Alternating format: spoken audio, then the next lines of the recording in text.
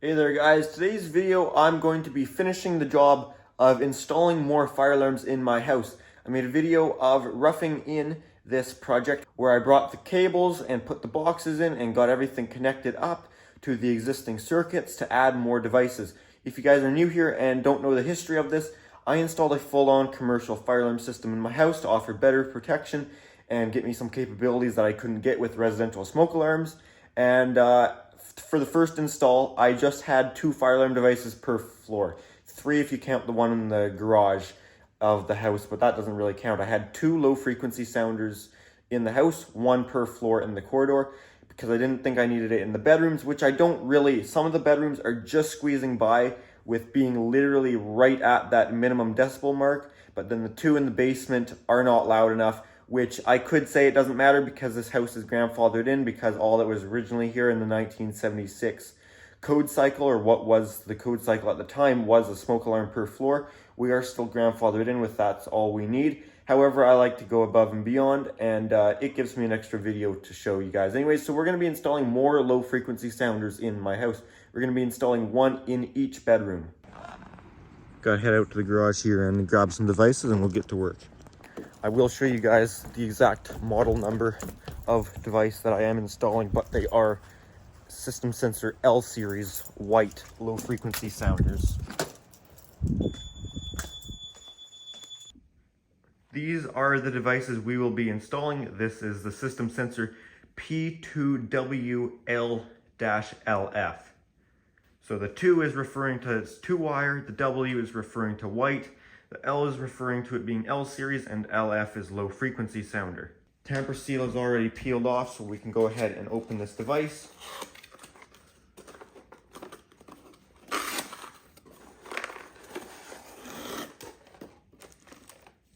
Where we have some instructions and specifications.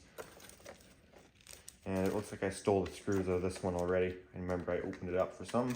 We have our base plate with a paint cover. And then down here, we have our device itself. And it looks like 2 632 screws. So this is our device. This is what they look like. They look like a normal L series. They just have a little bit of an extra bump right here for the larger speaker. Their Candela selection goes from 15 to 185. We have 15, 30, 75, 95, 110, 135, 185. I've talked about this in videos though before. We don't change Candela in Canada very often ever from what I've seen. I've never seen it actually changed. However, in my house, I did bump the corridor devices up to 75. I'm not sure what will happen with these. And we have our tone selection on the back. We have temp 3 high, temp 3 low, temp 4 high, temp 4 low, and continuous high, continuous low. So 3 different coding options, each having a high and low volume. All right, now let's get all the rest of them out. There we go. This is all 5 devices right here, device for each bedroom. So the house will have now a total of 7 low frequency sounders once you count in the hallway devices. I'm going to start downstairs in the downstairs bedrooms, putting up 2 devices. So all we will need for each device is our device itself. I will need a flat blade screwdriver and a number 1 Robbie for putting in these 632s, which this box is way too damn small. You can't fit your finger in. So I'm going to start in this basement bedroom here, putting in this device. Forgot to mention I'm also going to need a Phillips to take the device that is loosely screwed on to the mounting bracket. All right, let's get started with the install.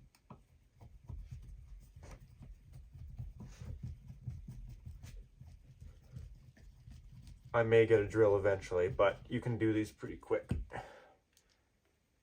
I do have a number 1 bit for an impact driver somewhere. I just gotta find it.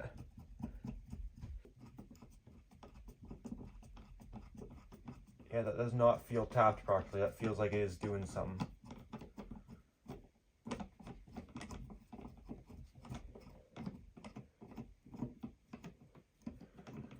I do also have ones that are a drill bit that can go on an impact driver. Okay, maybe the screw's screwed up.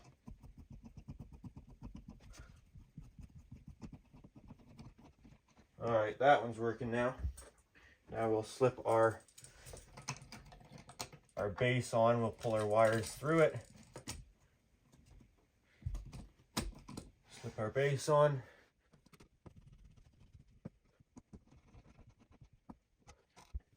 And we'll take these wires here. That's our positive. Dog's gonna freak out.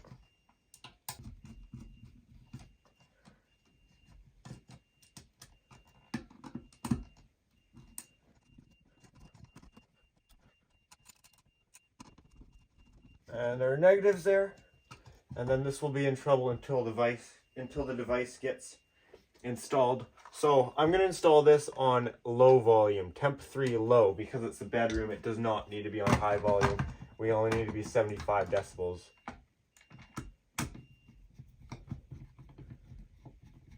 And I'll leave it at 15 candela for now. And there you have it. All right, one down. Okay, now the problem bedroom where you would have seen when I did my install, I screwed up here and completely didn't think about that we're gonna have a double stud there. So I'm hoping the device is gonna cover it. It might be close. If it does cover it, it's gonna be close. I don't think it's gonna completely cover it.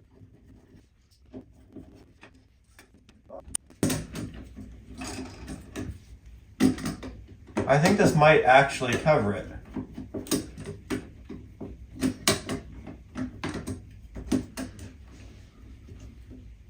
So it is. Oh, that's nice. I was hoping it would, but I was kind of doubting it.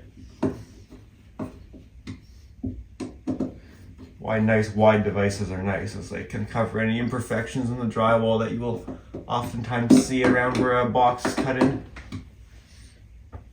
Alright, we'll wire this one up here.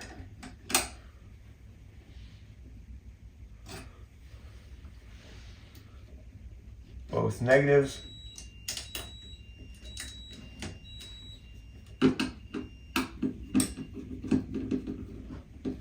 That time the trouble cleared because the negatives splice right through. It's not, the positives are the ones that are interrupted by the device to make sure the device is supervised.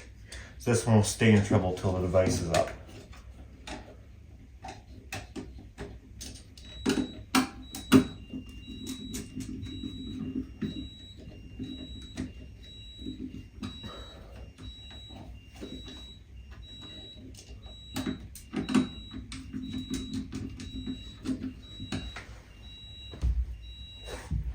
Okay, our device here, switch this down to low volume. That's the wrong way.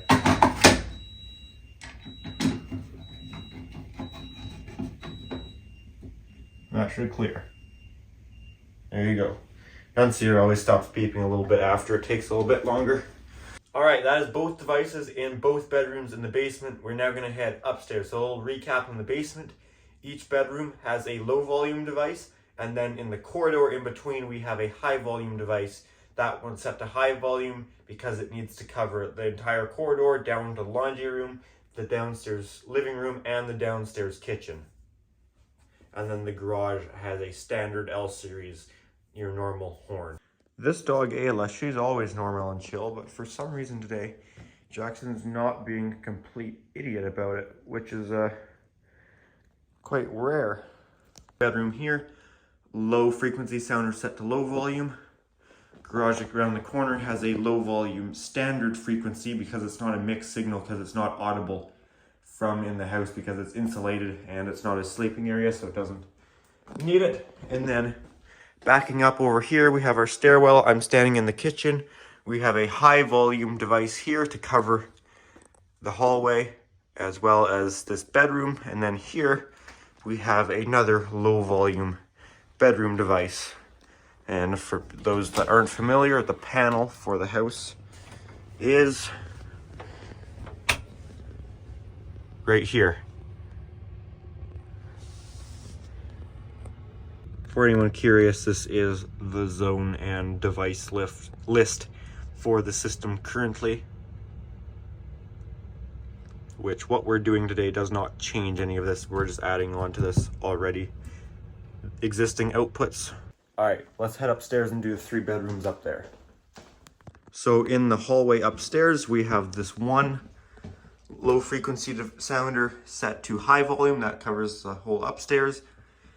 And then we have primary bedroom, my bedroom, and an office that could be used as a bedroom. So this here, we're gonna have one at low volume, and then my bedroom, going to have one at low volume. And then back over here in this office, we're gonna have one here at low volume.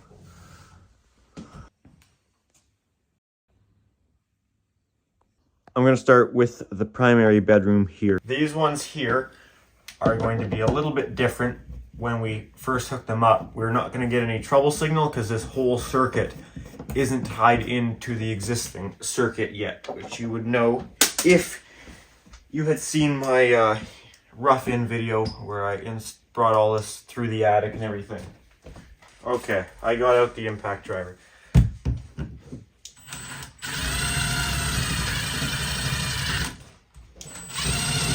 Oh, I hate these screws.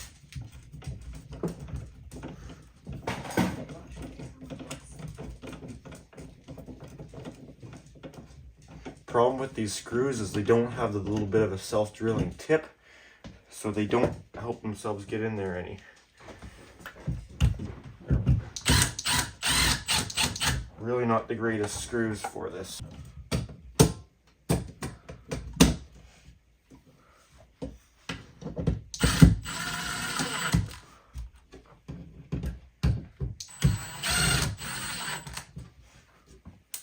Okay, these are 14 gauge up here. I'm going to strip these all back. Downstairs ones were stripped already because they were in Moretz to keep it trouble free, because they were actually tied into the circuit just the way that was wired down there. That was how it ended up working out.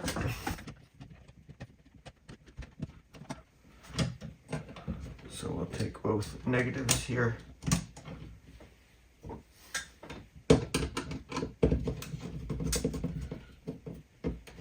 Make sure there's no insulation under there.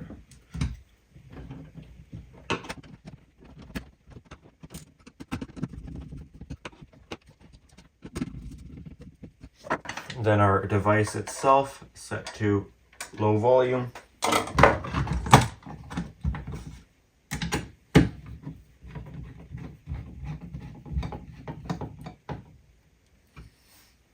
There you have it.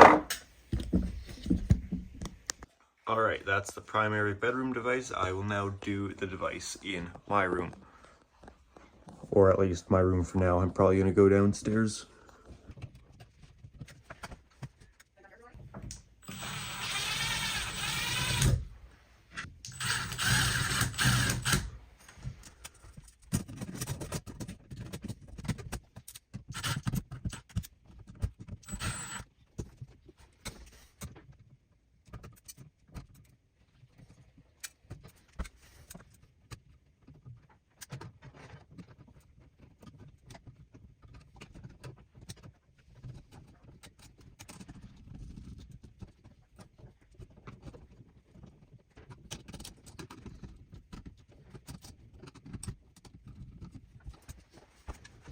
All right, device on low volume.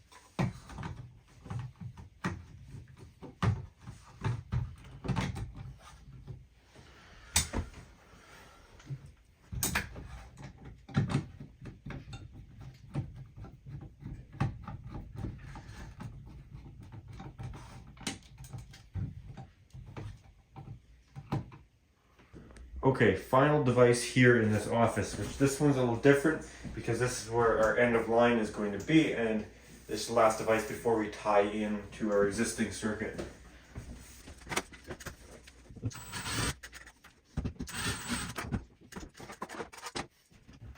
This one has a black mounting plate instead of gray. I should actually say that some people that don't realize this, which I didn't realize for a long time either, that there's multiple different L-series mounting brackets, because some devices have these pins that stick through some have the pins higher up, I believe, possibly, and some of these mounting brackets don't accommodate, so not all L-series brackets will fit on any L-series device, like aside from obviously the obvious like total different size ones and speaker ones, but even just of standard double gain L-series, there's multiple different brackets out there that aren't cross compatible, which is actually I find kind of frustrating. There's probably a reason for it. I haven't been able to figure out what that reason is.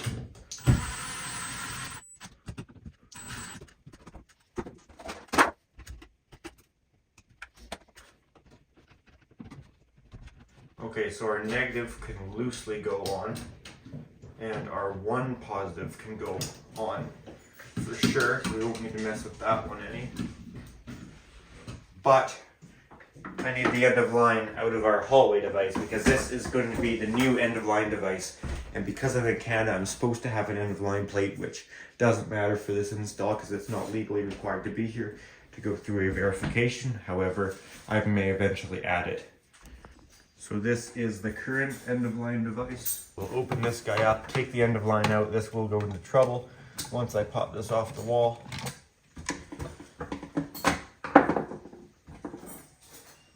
There you go.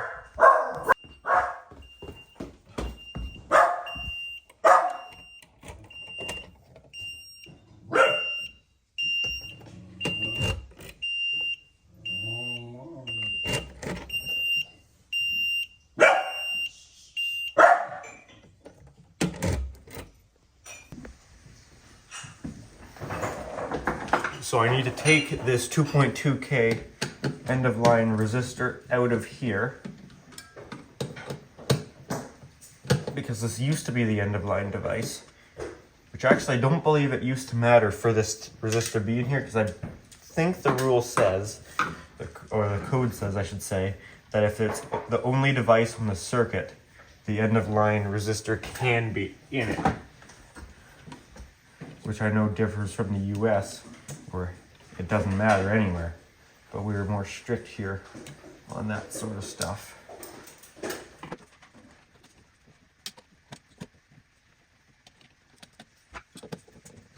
Negatives.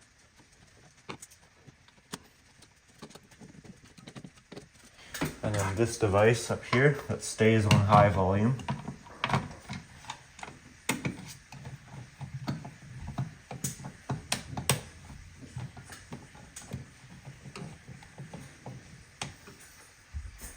So now that end of line resistor needs to be tied into this device.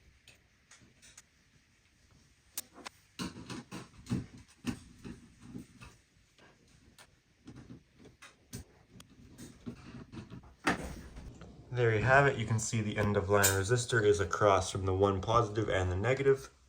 So we can take our device here and turn it down to number 2, which is low volume. We'll leave it at 15 candela since we don't have any requirement that tells us to change it. I'm sure 15 is fine in this small room. That's in trouble again because I briefly cleared the trouble, but it should clear again. There you go. Okay, we're now going to do our test of our new fire alarm devices. I'm just going to use the fire drill button, that way I don't set off the garage system or shut the HVAC down because I don't think that relay will activate on a drill.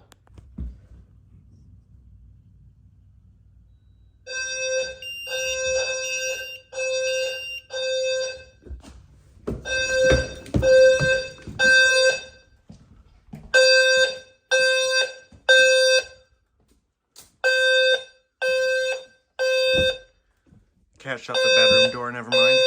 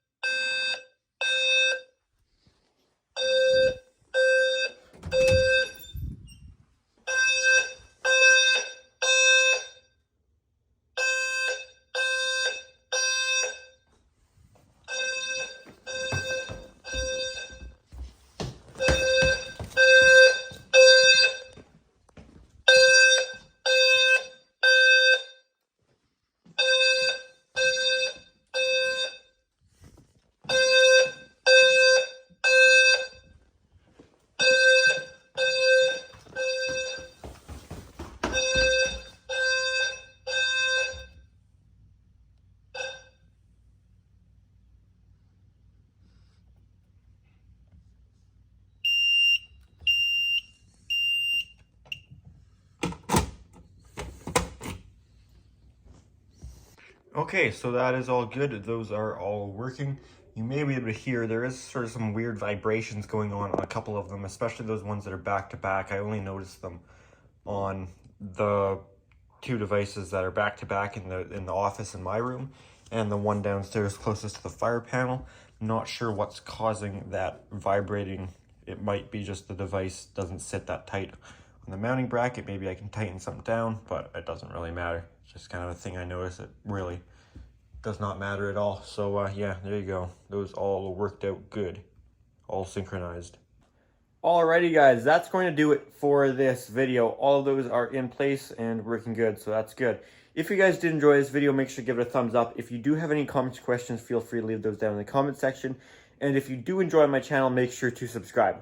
Also, if you guys are interested, I do have an Instagram account at Pickle700 for bonus content posted earlier than you'd see it on the YouTube channel, that sort of thing. Alrighty guys, thanks for watching.